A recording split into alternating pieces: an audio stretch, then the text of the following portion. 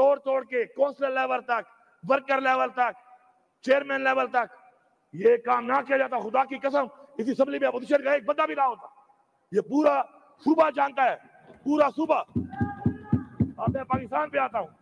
पाकिस्तान में तहरीक इंसाफ को फॉर्म 45 पे 4.25 करोड़ वोट मिला है।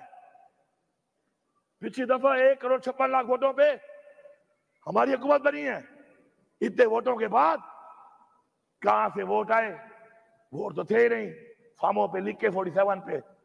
उसके बावजूद हमारी वो हुकूमत जो 3/4 होती हमसे छीन ली गई, और वही सिलसिला जारी है, जारी व सारी है।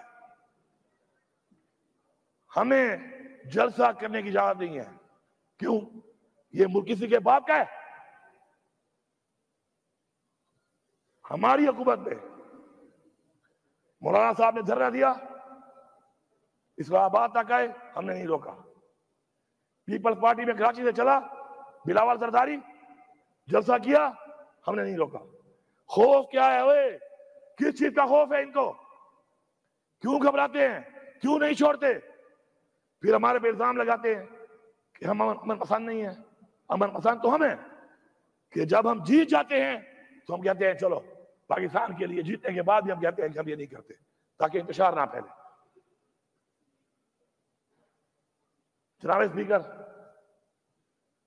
हम लोगों ने जलसे की इजाजत मांगी लाहौर मीनार पाकिस्तान में।